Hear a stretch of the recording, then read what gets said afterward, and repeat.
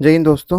तो फाइनली हम लोग दिल्ली सल्तनत के लास्ट चैप्टर मतलब जिसमें हम लोग क्या पढ़ेंगे, जो इनका एडमिनिस्ट्रेशन था, आर्किटेक्चर था, कल्चर था, साथ में हम लोग कुछ पीवाईक्यू करेंगे इनसे रिलेटेड, और लास्टली है मेंस के क्वेश्चन करेंगे। ठीक है।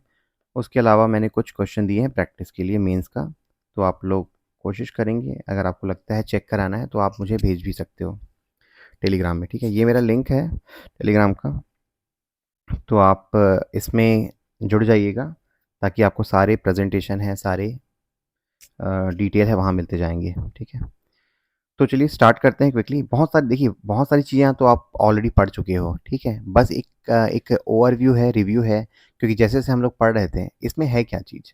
इसमें इन्होंने जो, एक मिनट इसको लेता हूँ, इसमें जो इन्होंने कुछ विभाग स्थापित किए थे, देखा था ना आपने, दीवाने बंदगान, दीवाने अरीज, है ना, यही सब चीज़ें हैं इसमें।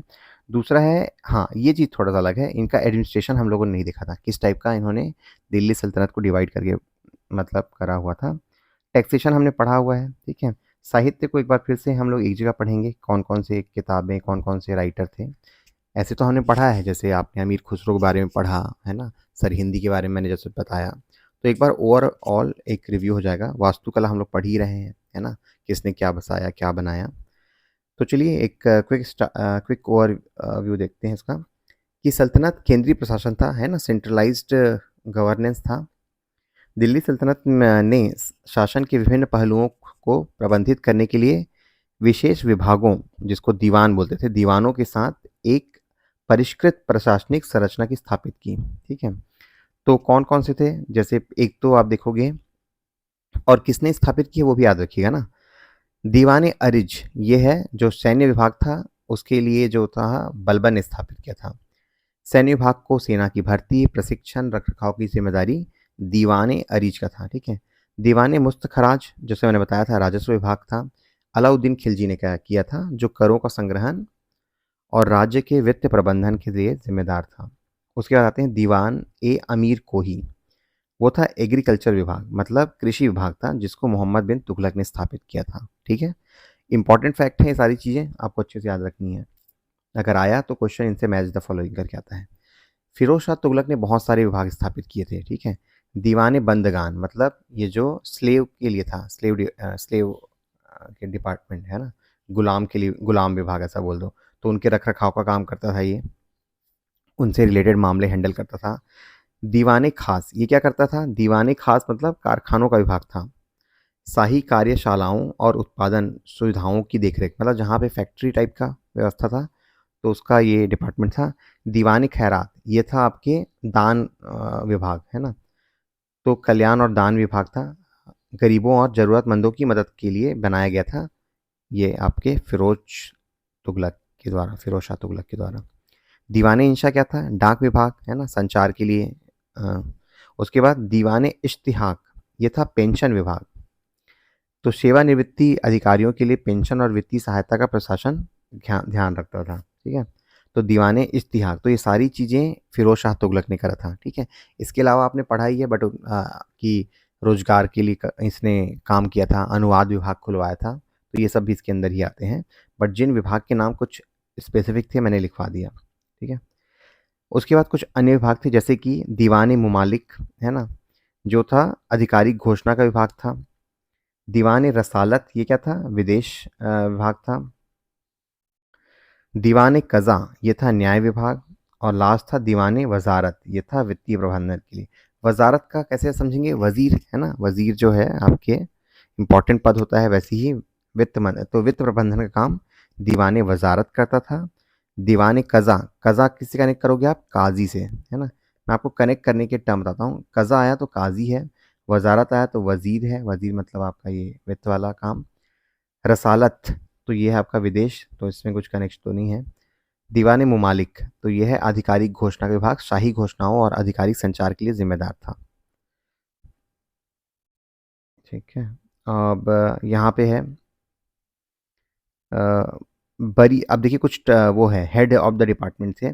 तो सदर ए सुदूर मतलब ये जो धार्मिक विभाग था, सॉरी यहाँ पे करते हैं, सद्र उल सुदूर, तो ये है धार्मिक विभाग, धार्मिक काम करते थे जो भी धर्म से रिलेटेड इनके। काजी उल कज़ात, ये तो न्याय विभाग हो गया। काजी देखे तो काजी उल कज़ात। अर्ज़ ए मुमालिक, ये है आपका सैन्य विभाग। चौथा है बरीद ए मुमालिक, है ना।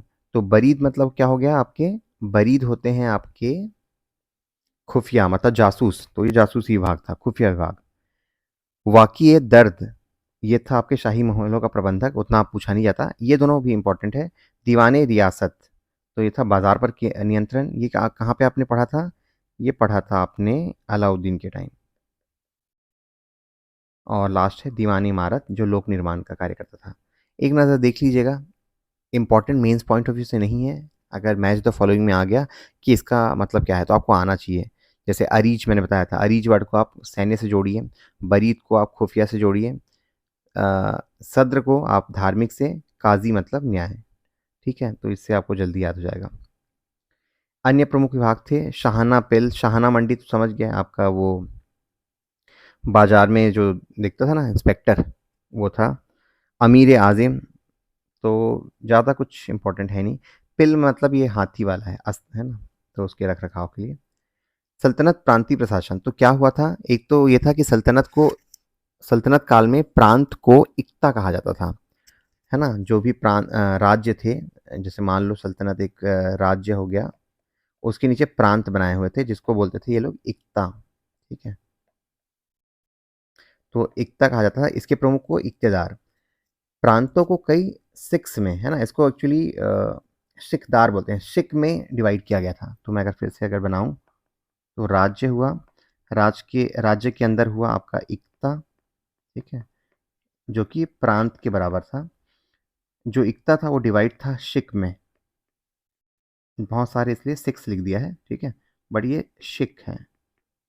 ठीक है, इंग्लिश में ऐसा लिखते हैं शिक। ठीक है, शिक के प्रमुख को शिकदार बोलते हैं। उसके बाद ये जो शिक को परगनों में डिवाइड किया गया था, और परगना का प्रमुख जो था वो था आमिल। ठीक है, तो इसके जो हेड हैं उनको भी याद रखिएगा। ये क्वेश्चन बनता है, अभी तक आया नहीं है। ये हुआ शिकदार, बट ज़्यादा ये है इक्तेदार, ज़्यादा डिफिकल्ट नहीं होगा आपके लिए। ठीक है, और ये जो था परगना था, गाँव में विभाजित था। तो गाँव में वही 3-4 टाइप के प्रमुख थे, खुट था, मुकद्दम था, चौधरी था। ठीक है, तो ये आपके गाँव में खुट, मुकद्दम और चौधरी, है ना। तभी तो डायलॉग बोलते हैं ना, चौधरी बन रहा है बड़ा, वही मतलब है।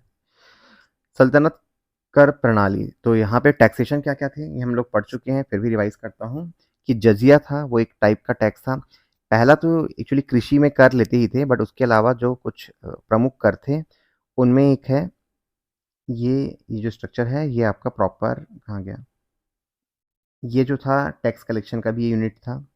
उसके अलावा जो एक्स्ट्रा टैक्स थे वो थे जजिया, गैर मुस्लिमों पर जो लागू होता था, उनको संरक्षण देने के लिए जो लिया जाता था।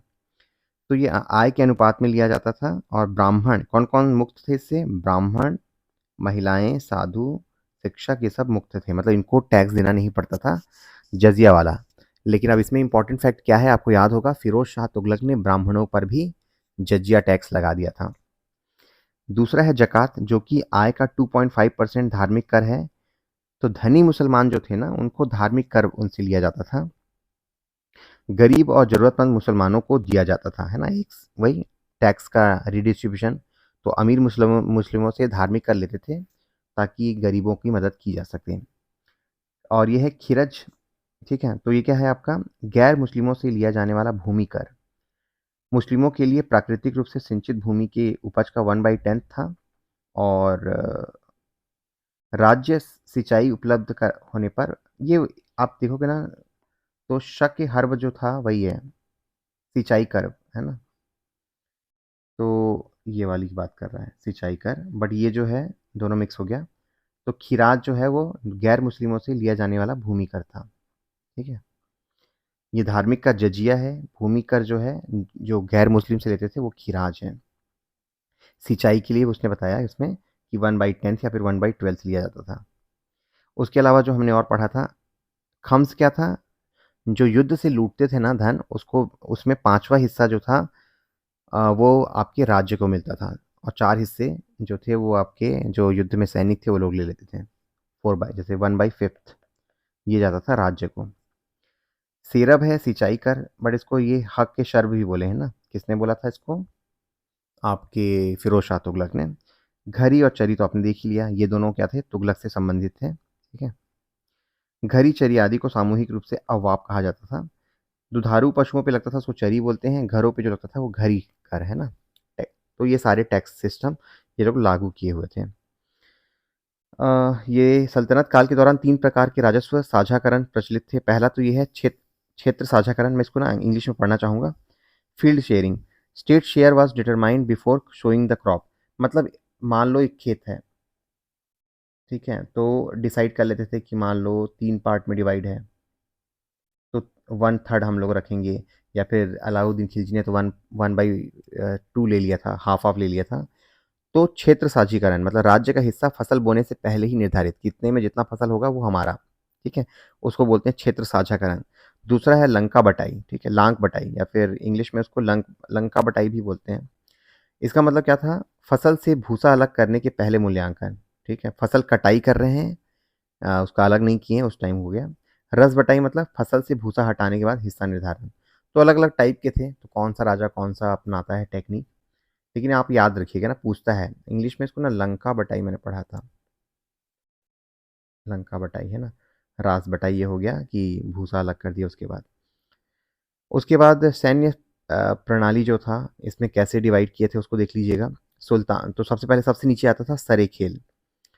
तो सरे खेल क्या था? 10 घुड़सवारों के दस्तावेज का प्रमुख जो था, मतलब एक सैन्य जो हेड है वो 10 जो घुड़सवार है उसका प्रमुख है, उसको बोलते थे सरे खेल। जो 10 सरे खेल था उसको बोलते थे अमीर सोपल शाह, ठीक है? और जो 10 सोपल शाह, अमीर सोपल शाह का था, वो कहलाता था आमिर, मतलब 10,000। बढ़ते जा रहा है, आपको याद हो जाएगा जल्दी। मलिक कहलाता था 10 अमीरों का जो हेड था, और 10 अमीरों का हेड खान कहलाता था, और 10 खानों का दोस्त सॉरी हाँ 10 खानों का हेड कहलाता था सुल्तान। ठीक है। पूछा नहीं गया है, बट एक नज़र रहेगा आपके पास, तो आप कम से कम ब्लैंक नहीं होंगे।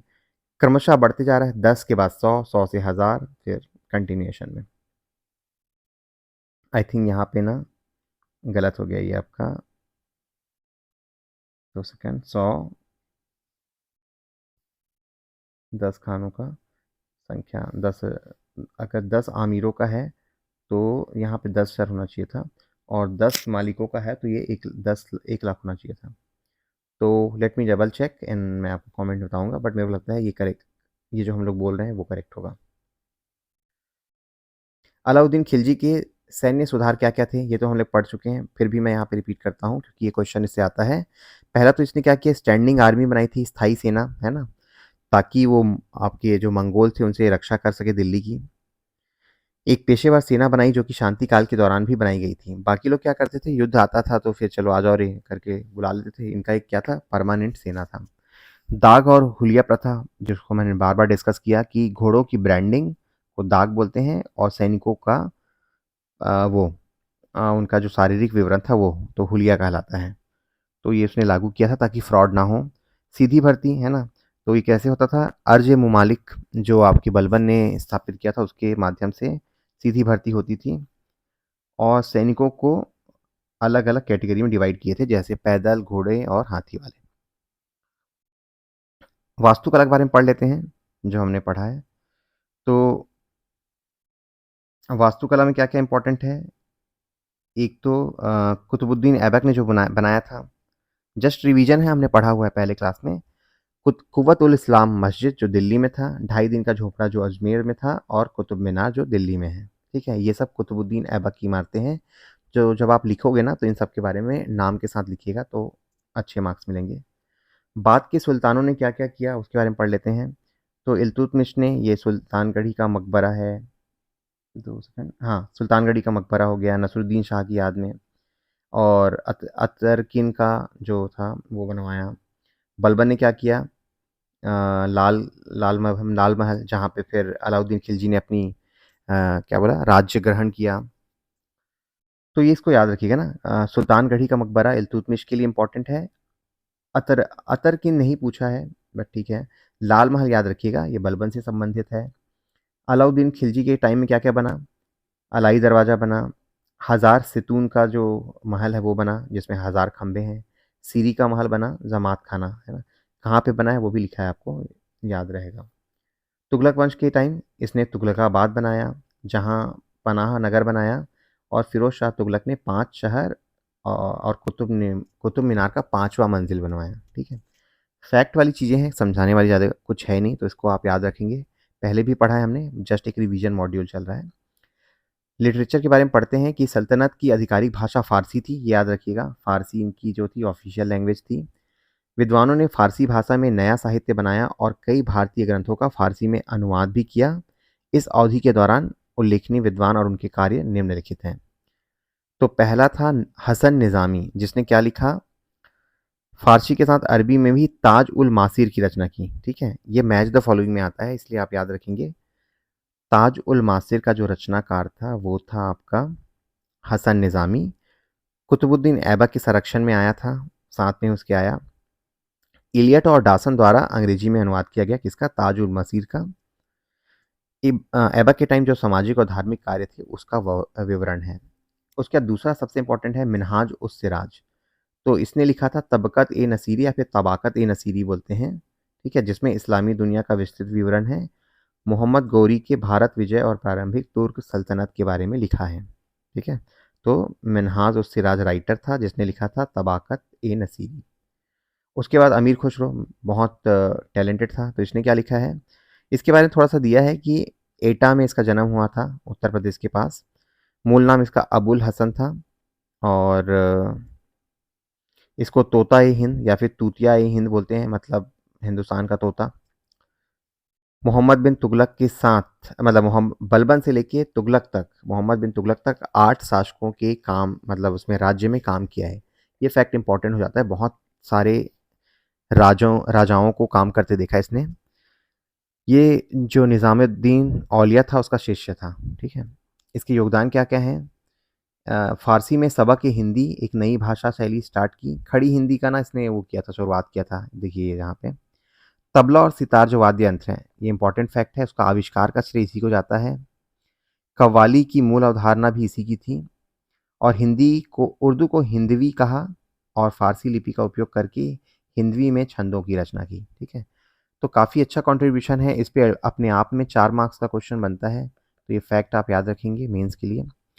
5 दीवान गज़लों का संग्रह, इसकी कुछ प्रमुख कृतियों के नाम दिया है, वो आप याद रखिएगा। मिफ्ताह उल फुतूह, देवल रानी खिज़र खानी, ये इंपॉर्टेंट है। खज़ायन उल फतूह, तुगलकनामा, किरण उत सदैन, ठीक है? तो अमीर खुसरो की कुछ प्रमुख रचनाएँ। तो हमने पढ़ लिया इसका जो कैसे एडमिनिस्ट्रेशन था, क्या साहित्यिक था, क्या आपके आर्ट एंड आर्किटेक्चर बनाए थे। अब हम लोग क्विकली क्वेश्चन कर लेते हैं। बहुत सारे क्वेश्चन हैं। तो भारत में कागज़ का प्रयोग कब से प्रारंभ हुआ? ठीक है? तो कब से प्रारंभ हुआ? जब ये दिल्ली सल्तनत स्टार्ट हुआ तब से ही है ना? तो आपका 12वीं शताब्दी से आपका तो विश्व में सर्वप्रथम कागज़ का आविष्कार चीन में हुआ। भारत में कागज़ का प्रयोग 12वीं शताब्दी में हुआ। आशुतोष संग्रहालय कलकत्ता में 1105 ईस्वी का पेपर संग्रहित किया गया है, जिसका शीर्षक है पंचरक्षा। भारत में कागज़ का सबसे प्राचीन प्रमाण यही है, ठीक है? तो 12वीं शताब्दी में हुआ था, फैक्ट याद रखेंगे। सबसे पहले चाइना वालों ने किया था। अलाई दरवाज़ा का निर्माण किस सुल्तान ने करवाया था? अलाई से क्या याद आता है आपको? अलाई से याद आता होगा आपको अलाउद्दीन खिलजी, है ना? तो अलाउद्दीन खिलजी ने बनवाया था अलाई दरवाज़ा। ऑप्शन सी, है ना? घोड़े के नाल के बराबर की मेहराब सर्वप्रथम प्रयोग में लाई गई थी। तो ये जो एक फैक्ट है ना, आपको याद रखना है। एक घोड़े के नाल के आकार का मेहराब, जो एक वास्तुकला का प्रकार है, वो यूज़ हुआ था अलाई दरवाज़ा में, ठीक है? तो किसने यूज़ किया होगा इसको? अलाउद्दीन खिलजी ने। उसके बाद आते हैं, निम्नलिखित में से किस सुल्तान ने कुतुब मीनार की 5वीं मंजिल का निर्माण कराया? तो कौन था ये? कुतुबुद्दीन ऐबक और इल्तुतमिश ने तो पहले इसके, मतलब इसने स्टार्ट करवाया, इल्तुतमिश ने कंप्लीट कराया, लेकिन 5वां जो था फिरोज शाह तुगलक ने ऐड कराया। तो option C is the right answer. Bharat में प्रथम मकबरा जो शुद्ध इस्लामी शैली में निर्मित हुआ था, ठीक है, वो किसने बनवाया था? पहला मकबरा। तो ये आपका अलाउद्दीन खिलजी के टाइम ही आना चाहिए, है ना? बलबन का मकबरा है, सॉरी। तो अच्छा, अलाउद्दीन के पहले बलबन आ जाता है, तो इसका आंसर होगा बी। इसमें मेरी भी अंडरस्टैंडिंग कम थी। तो बलबन का मकबरा है जो विशुद्ध इस्लामी शैली में निर्मित हुआ। प्रथम मकबरा सुल्तान बलबन द्वारा नई दिल्ली के मेहरौली के समीप बनाया गया। स्वयं का मकबरा था।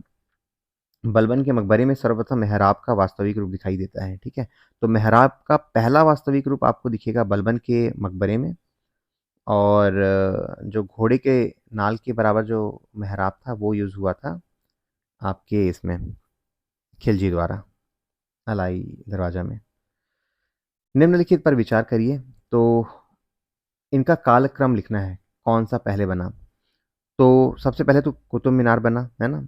तो पहला कुतुब मीनार हो गया, तृतीय थर्ड पहला आ जाएगा। उसके बाद क्या बना? तुगलक लोग आए तो तुगलकाबाद बना। उसके बाद लोधी आए, ठीक है? फतेहपुर सिकरी तो अकबर ने बनाया ना, तो ये बाद में आएगा, पढ़ेंगे हम लोग। 3-1-2-4, 3-1-2-4, तो option B is the right answer. Next है चित्तौड़ का कीर्ति स्तंभ, ठीक है? ये मैं बस ऐड कर दिया हूँ क्योंकि ये क्वेश्चन आया हुआ है, यूपीपीएससी में भी आया है। इसके बारे में हम लोगों ने पढ़ा नहीं है लेकिन, ठीक है? क्योंकि राजपुताओं का ज़्यादा हम लोग पढ़ते नहीं हैं। मगर आपको याद रखना पड़ेगा, ये है राणा कुंभा में, ठीक है? टेस्ट में पूछते रहते हैं ये आपके टुटेजा वाले। निम्नलिखित में से कौन सा सुमेलित नहीं है, कौन सा मैच नहीं कर पा रहा, ठीक है? तो ये थोड़ा फैक्ट आपको याद रखना है। क्या अजमेर में कुव्वत उल इस्लाम है? नहीं है, है ना? ये है दिल्ली में। तो यही मैच नहीं हो रहा है, पहले ही आप पहचान लोगे। तो यहाँ अजमेर में क्या था? 2.5 दिन का झोपड़ा, है ना? जो बनवाया था आपके अलाउद्दीन खिलजी ने। सॉरी, मैंने गलत वर्ड बोला। अलाउद्दीन खिलजी ने बनाया, कुतुबुद्दीन ऐबक ने बनवाया था 2.5 दिन का झोपड़ा, ठीक है? बाकी मैच है, तो बाकी जो फैक्ट हैं चूंकि हमें नहीं पता, तो आप इसको याद रख लेंगे कहीं याद अगर आया तो। निम्नलिखित को सुमेलित करना है। तो मेहराब की निचली सतह पर, हाँ, किसने क्या क्या टाइप का इंट्रोड्यूस कराया, ठीक है? अष्टभुजी मकबरों का उदय, स्तंभों में बोगदाई का प्रयोग, झुकी हुई दीवारों के साथ विशाल मुख्य द्वार, ठीक है? मेहराब, अष्टभुजी मकबरों। अब देखेंगे इसमें तो कौन सा आप देख रहे हैं विजयनगर से मैच कर सकता है। विजयनगर में तो हिंदू वो था ना, राजा था। तो स्तंभों वाला काम आ सकता है ना? सी का 2 करें, तो सी का 2 तो यही है, तो ऑप्शन यही होना चाहिए। मेहराब की निचली सतह पर कमल कली की झालर, तो ये खिलजी लोगों ने कराया था। और बी का 4 अष्टभुजी मकबरों का निर्माण तुगलकों ने। और ये डी का 1 झुकी हुई है शक्की लोगों ने। तो फिर आपका ऑप्शन ए होना चाहिए, करेक्ट, है ना? तो लिमिटेड नॉलेज से भी हमें कोशिश करनी है आंसर बनाने का, क्योंकि जैसे मैंने बताया, इतिहास या हिस्ट्री कभी ख़त्म नहीं होती। बस यही है कि आपको उनमें से आपने क्या चीज़ पढ़ा है उसके हिसाब से मैच करना है। अब चूंकि हमने पढ़ लिया है तो आप याद कर लीजिएगा कि अष्टभुजी जो मकबरे थे वो तुगलकों द्वारा निर्मित थे। मेहराब की जो निचली सतह पर कमल कली की जो झालर है, मतलब एक डिज़ाइन जो पैटर्न है, वो खिलजियों की देन है। और ये सब चीज़ें। किताबुल हिंद रचना के प्रथम प्रसिद्ध लेखक का नाम, ये हम लोग कैसे मिस कर गए शायद। ये ना ये 10वीं इसके टाइम आता है, 1000वीं एडी के टाइम, इसलिए मिस हुआ। इसका जो राइटर तो बहुत फेमस है ना, अल बरूनी इसका राइटर है, ठीक है? तो अल बरूनी याद रखेंगे।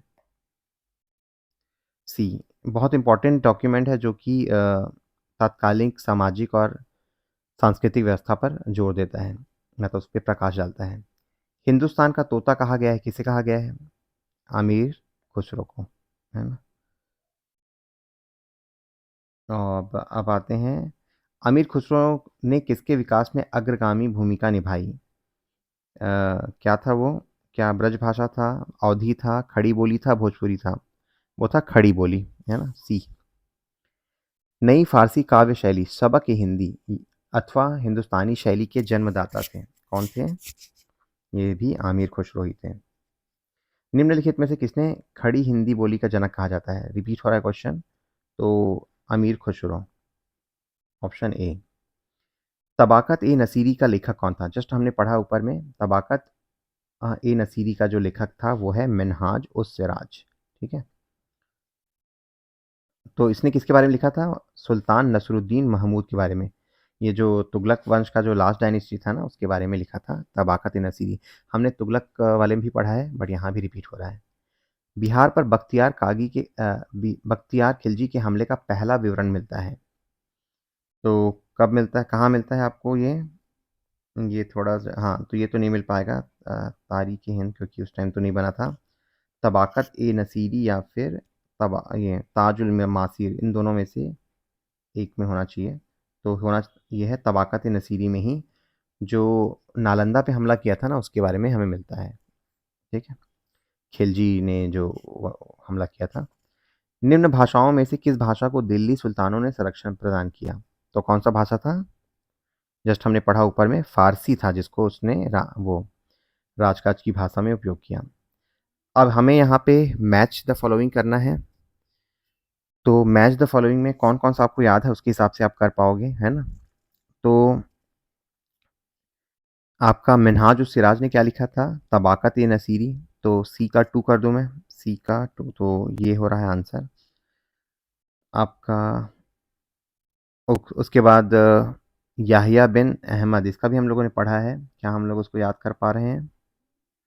ये आपका मुबारक शाही है ना, तो डी का 1, तो आई यही मैच कर रहा है।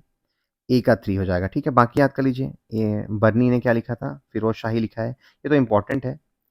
तो बर्नी का जो है याद रखिएगा, तारीख ए फिरोज शाही। ठीक है, ये डायरेक्टली पूछा जाता है कि किसने लिखा है। नेक्स्ट आते हैं प्रश्न, ये थोड़ा डिटेल दिया है, देख लीजिएगा। फिर से वही मैच द फॉलोइंग करके, तो खजाइन उल फतूह आपको याद होगा, ये लिखा है आमिर खुसरो ने। तो बी का 2 करके, बी का 3 करके देखें, तो इनमें से और ये इनमें से एक होगा, ये दोनों गलत हो गए। और क्या था? ताजुल माशिर, ये तारीख मुबारक शाही, ये किसने लिखा है? आपके सरहिंदी ने। तो सी का 4, तो ये करेक्ट हो रहा है, ऑप्शन ए होना चाहिए ना, ऑप्शन ए। तो ये आप मैच द फॉलोइंग में राइटर्स के नाम दिए गए हैं। देखिए, अब आपको ना जो आपकी नॉलेज को इन्हेंस करना है, लिटरेचर में हमने कुछ के नाम पढ़े हैं, कुछ के नाम नहीं पढ़े हैं, लेकिन आपको एमसीक्यू में दिख रहा है, तो उसको आप वहाँ नोट डाउन कर लीजिएगा। तारीख ए फिरोज शाही के रचनाकार कौन है? जस्ट हमने पढ़ा, बर्नी उसके राइटर हैं। अच्छा, इसमें लिखा है दोनों ने उसका कंट्रीब्यूट किया है।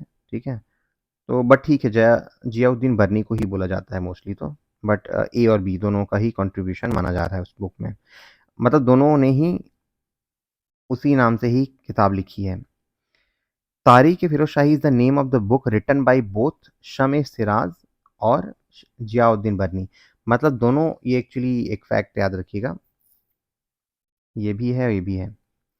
तारीख फिरोज शाही नाम से ही दो लोगों ने बुक लिखी है, तो दोनों के नाम ये है, एक का नाम सिराज अफीफ है और दूसरे का नाम जियाउद्दीन बर्नी, बट मोस्टली बर्नी का नाम दिया जाता है, जियाउद्दीन बर्नी का।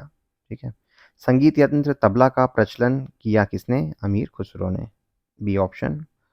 निम्नलिखित में से किस संगीत वाद्य को हिंदू मुस्लिम गान वाद्यों का श्रेष्ठ मिश्रण माना जाता है? किसको बोला जाता है? क्या वीणा है? नहीं, वीणु तो हिंदू माना जाता है। ढोलक भी नहीं है। सितार, सितार होना चाहिए, है ना, सितार का जैसे आपने देखा अलाउद्दीन खिलजी ने ही, सॉरी अलाउद्दीन खिलजी क्यों बोल रहा हूँ, अमीर खुसरो ने ही इंट्रोड्यूस किया था। निम्नलिखित में से कौन सा राजपूत राजा संगीत पर एक पुस्तक लेखक के रूप में जाने जाते हैं? ठीक है, तो राणा कुंभा है, ये एक फैक्ट है, आपको याद रखना है, जैसे हमने पढ़ा ऊपर में। सी। निम्नलिखित में से दिल्ली सल्तनत के किस सुल्तान के शासनकाल में शाही महलों के में हिंदू देवी देवताओं की पूजा होती थी? तो किसके टाइम होती थी आप, तो कौन एक्चुअली उदार किस्म का था, है ना, उसको देखते हैं। तो एक धार्मिक व्यक्ति था यार, है ना, कुतुबुद्दीन मुबारक खिलजी था क्या? नहीं, नसरुद्दीन महमूद, इन दोनों में से एक है। नसरुद्दीन खुसरो शाह होना चाहिए। ठीक है, अलाउद्दीन, सी का ऑप्शन है, I guess C is the right answer. तो एक बार पढ़ लीजिए इसके बारे में। दिल्ली सल्तनत के सुल्तान नसरुद्दीन खुसरो के शासनकाल में शाही महलों में हिंदू देवी देवताओं की पूजा होती थी। मुबारक शाह की हत्या के उपरांत खुसरो खां नसरुद्दीन खुसरो शाह की उपाधि धारण की। ठीक है, तो ये एक फैक्ट है, आप याद रखेंगे, क्योंकि थोड़ा सा अलग टाइप का जो फैक्ट है ना, उससे क्वेश्चन बनता है। निम्नलिखित में से कौन सा युग्म सुमेलित नहीं है? तो कहाँ से आया था, ये मैच करना है। तो देखिए, ये आपका इब्न बतूता मोरक्को से आया था, करेक्ट है। मार्को पोलो इटली का था, ये भी करेक्ट है। अब्दुल रज्जाक भी करेक्ट है। न्यूनिज है वो पुर्तगाली, पुर्तगाली नहीं था ये, है ना, ये कोई और था आपका। नहीं, मतलब रुकिए, सॉरी, ये आपका टर्की नहीं था, ये आपका है आपके कहाँ से आया था, देख लेते हैं इसका आंसर। ईरान से आया था। ठीक है, न्यूनीज है वो आपके विजयनगर अंपायर में पढ़ेंगे हम लोग डिटेल में, तो ज़्यादा अच्छे से याद आएगा। तो ये है आपके पुर्तगाल का, और बाकी फिर मैच द फॉलोइंग था। ठीक है, तो ये आपके, ये मैच द फॉलोइंग नहीं है। अब्दुल रज्जाक के जब बारे में याद रखिए कि वो ईरान से आया था, इस साल के प्रीलिम्स में भी आया है ना, देवराय 2 के टाइम में था वो। निम्नलिखित यात्रियों के पधारने का अनुक्रम बताइए। तो देखिए कौन कौन सा है। तो सबसे पहले तो आपका अलबरूनी आएगा 1000 ईस्वी के आसपास, तो third is the first option. उसके बाद कौन आया है? इब्न बतूता, है ना, तो ऑप्शन ये। उसके बाद आता है ट्रेवियर, उसके बाद मनुची। ठीक है, इनका कालक्रम दिया हुआ है, एक बार याद रखेंगे, फॉरेन ट्रेवलर से बहुत क्वेश्चन बनता है। Option B. उसके बाद हमें क्या करना है, मैच द फॉलोइंग। तो किसने क्या क्या काम करवाया है? तो फिरोज शाह तुगलक ने क्या काम करवाया था? नहरों का निर्माण करवाया था, राइट। बलबन ने क्या कराया था? नौरोज को शुरू करवाया था, पारसी जो फेस्टिवल था। अलाउद्दीन खिलजी ने क्या कराया है? दीवाने रियासत का स्थापना कराया था, राजस्व विभाग। और जहांगीर ने जहांगीर के टाइम में थॉमस रो नाम का ये जो आया, ये था, फॉरेनर था या फिर अंग्रेज था, वो आया था। तो इन दोनों में से एक होगा, सी का वन, या फिर सॉरी, सी का वन है ना, तो ऑप्शन बी। तो बहुत सारी नॉलेज आप, मैं बार बार बोल रहा हूँ कि आपको ऑब्जेक्टिव क्वेश्चन करते करते याद रखने हैं। भारत में पोलो खेल का प्रचलन किया, किसने किया? पोलो का खेल तुर्कों ने किया होगा, क्योंकि यही तो था ना, कुतुबुद्दीन ऐबक जो पोलो खेलते खेलते मारा गया था, तो तुर्कों ने किया है। दास्तार बंदान कौन कहलाते थे? दास्तार बंदान मतलब कॉल्ड दास्तार बंदान, ये कौन थे आपके? खान, सूफी संत। एक बार देख लेते हैं इसका आंसर। उलेमा लोग, सल्तनत काल में ऊंचे धार्मिक न्यायिक पदों पर बैठे व्यक्ति को बोलते हैं दस्तार ए बंदान। ठीक है, तो ये फैक्ट आप याद रखेंगे, उलेमा लोग जो थे उसको। निम्नलिखित भारत में विभिन्न समय पर राज्य किया, उनके राज के कार्यकाल बताइए, है ना। तो कौन आया पहले? रजिया सुल्तान पहले आई, गुलाम वंश की, तो 4 पहले आएगा। उसके बाद खिलजी आया, अलाउद्दीन खिलजी थर्ड आएगा। फिर आया शेर शाह, है ना, उसके पढ़ेंगे, अभी आने वाला है शेर शाह। फिर आया 2, तो 4312, 4312, तो ऑप्शन सी आंसर होना चाहिए। और युद्धों का कालक्रम है, उसको याद रखिएगा। ठीक है, तो मेरे हिसाब से अभी इसको स्किप करूंगा मैं, क्योंकि तैमूर तो आपको याद है। अच्छा सॉरी, इसमें तो आंसर ही दे दिया। मतलब क्वेश्चन बस ऐसा रहेगा, तैमूर का आक्रमण, तालीकोटा का युद्ध, तो ये सब चीज़ें जब आप पूरा पढ़ लोगे ना, ये विजयनगर अंपायर में आएगा, ये पढ़ लियो आप। ये हम लोग राजपुताना वाला है, इसी को ही बोलते हैं। जो तराइन 1 और 2 का युद्ध था ना, उसके बाद हुआ था ये। घाघरा का युद्ध हम लोग पढ़ेंगे जब पढ़ेंगे हम लोग बाबर के बारे में। ठीक है, तो इसको आप इग्नोर करिए अभी। अब क्या बोल रहा है कि मैच द फॉलोइंग, है ना। तो अकबर था, अकबर ने क्या किया था? आईने दहशाला कराया था। मोहम्मद तुगलक का क्या था कंट्रीब्यूशन? मोहम्मद तुगलक का था प्रतीक मुद्रा, जो उसने ये जो तांबे के सिक्के जारी किए थे। इल्तुतमिश का चहलगानी, और शेर शाह का सड़क ए आजम। ठीक है, ऑप्शन देना चाहिए था, बट अगेन कुछ चीज़ें मिसिंग है इसमें, तो आप ये मैच कर लीजिएगा उसको। महतर शब्द किससे प्रयुक्त हैं? ठीक है, तो महतर शब्द जो है ना, वो ग्रामीण ग्राम मुखिया से संबंधित है, जो गांव में जो होता है। ये आपने किस में पढ़ा होगा, आपको याद होगा तो शायद हम लोगों ने इसको चोल डायनेस्टी के टाइम पढ़ा है ना? तो ग्रामीण व्यवस्था उसको ही बोला जाता है। चोल में पढ़े या फिर गुप्ता में पढ़े हैं? गुप्त में पढ़े हैं हम लोग। फणम किसको बोलते हैं? ये एक यूपीएससी क्वेश्चन था, ठीक है? तो ये बोला जाता है कॉइन्स को, ठीक है? जो भी चीज़ रेवेन्यू से रहता है वही एक मोस्टली आंसर होता है। राजपूत काल की प्रथा कौन-कौन सी है? राजपूत काल की प्रथा निम्नलिखित में से किस प्रथा की शुरुआत राजपूत काल में हुई? तो किसका हुआ? जौहर, जौहर का जो प्रचलन था इसके टाइम हुआ, राजपूतों के टाइम। ऐतिहासिक युद्धों को सुमेलित करना है, तो प्लासी का युद्ध कब हुआ? ये तो फिर वेल नोन फैक्ट है, 1157। कलिंग का युद्ध कब हुआ? 261। हल्दी घाटी आएगा आपका 1576। और तराइन का युद्ध है जो कि आपके गोरी वर्सेस ये पृथ्वीराज चौहान के बीच हुआ है ना? तो मैच द फॉलोइंग करिएगा। इसमें यार ऑप्शन मुझे मतलब ऑप्शन में ऐड करके दूंगा, यू विल जस्ट चेक, ठीक है? तो कई बार क्या है, ये जो मैच द फॉलोइंग वाले ऑप्शन में ये हटा देता है। चलिए क्विकली अब हम लोग मेंस के जो क्वेश्चन आए उसको देख लेते हैं। तो क्वेश्चन आए हैं 2023 में कि सल्तनत कालीन भारत की परिस्थितियों में रजिया सुल्तान की असामान्य उपलब्धियां समझाइए। दूसरा प्रश्न है ये मोहम्मद बिन तुगलक की सांकेतिक मुद्रा का असफल हुआ, उसका कारण बताइए। तीसरा है तुर्कान चहलगानी के बारे में संक्षेप में लिखिए और अलाउद्दीन के सैनिक व्यवस्था, ठीक है? तो पहला तो रजिया सुल्तान के बारे में आपने देखा कि सबसे प्रथम महिला शासक थी और इकलौती महिला शासक थी, ठीक है? जिसने पुरुषों के प्रभुत्व वाले समाज में नेतृत्व का संभाला। प्रशासनिक एवं सैनिक कौशल, उसने पर्दा त्याग कर खुले दरबार में शासन किया, प्रभावी ढंग से शासन चलाया और न्याय को प्राथमिकता दी और सफलतापूर्वक सैन्य अभियानों का नेतृत्व किया और सामाजिक सुधार किए। उन्होंने शिक्षा, कला और वास्तुकला को संरक्षण दिया, विभिन्न जातियों के लोगों को महत्वपूर्ण पदों पर नियुक्त किया, तुर्की सरदारों की शक्ति को संतुलित करने का प्रयास किया। तो मेन चीज़ यही है कि ये क्या था आपके इल्तुतमिश के टाइम में तुर्की सरदारों को बहुत वैल्यू दी जाती थी और बाकी वर्गों को मतलब उनको नेग्लेक्ट किया जाता था, लेकिन रजिया ने क्या किया, उनको इक्वल सम्मान दिया। नेक्स्ट प्रश्न है मोहम्मद बिन तुगलक के टाइम जो सांकेतिक वो था टोकन मनी, टोकन करेंसी, उसके बारे में। तो असफलता कारण क्या था? जनता का अविश्वास, बहुमूल्य धातुओं के सिक्कों के बजाय सस्ती धातुओं के सिक्कों का समान मूल्य पर जारी करने से जनता में अविश्वास फैल गया। भाई सोना सोना होता है, चांदी चांदी है, लेकिन आप तांबे डाल दोगे तो फिर जनता को थोड़ा भ्रम की स्थिति पैदा होगी कि भाई ये तो नॉर्मल वो है, धातु है। जालसाजी हो गई है ना, घर में सब लोगों ने टकसाल खोल दिए, घर में बनाने लग गए नकली मुद्राएं। और आर्थिक अराजकता हो गई, मतलब क्या करने लग गए लोग, टैक्स के रूप में तांबा ही जमा करने लग गए। तो चूंकि जिसकी वैल्यू ही नहीं है तो फिर वो कैसे काम करेगा। तो नकली सिक्कों के प्रचलन से मुद्रा का अवमूल्यन हुआ, मतलब जो क्या बोलते हैं इसको, अवमूल्यन को क्या बोलते हैं इंग्लिश में, ये डेप्रिशिएशन है ना, डिवैल्यूएशन हुआ, ठीक है? तो व्यापार और वाणिज्य में बाधा पैदा हुई, जिससे अर्थव्यवस्था में भारी उथल पुथल मच गया। तुर्कान चहलगामी क्या पढ़ते हैं इसके बारे में? वो जो 40 आमिर लोग थे उनका संगठन बनाया था, किसने?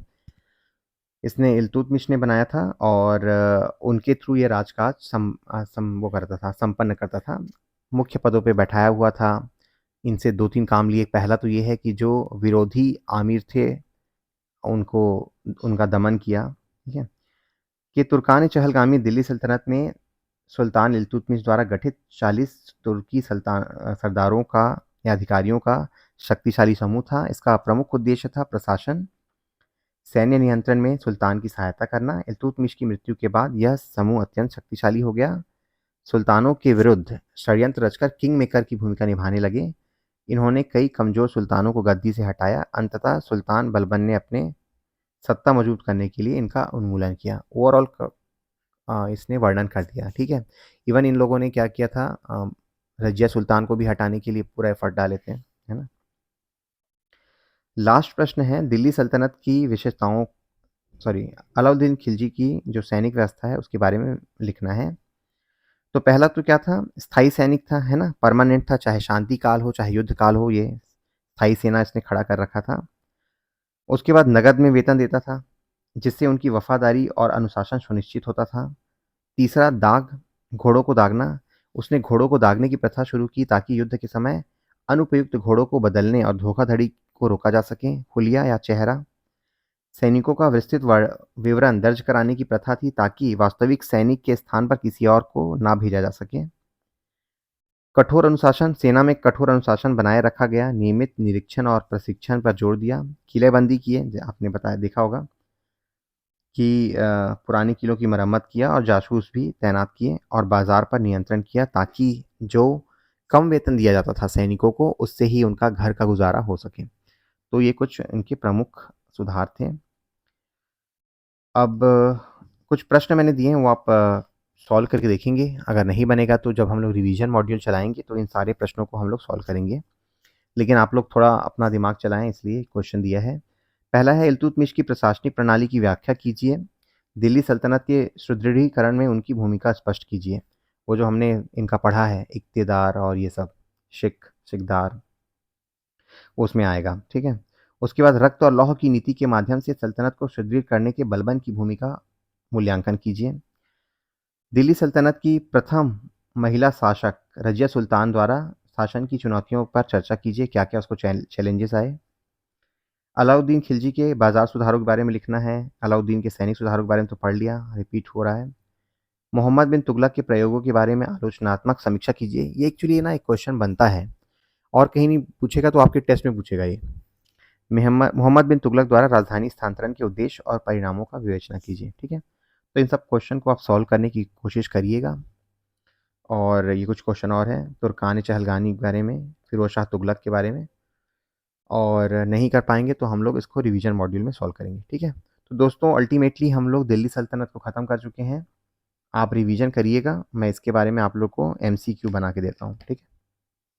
Thank you. अब आज हम लोग मुगल भी करेंगे।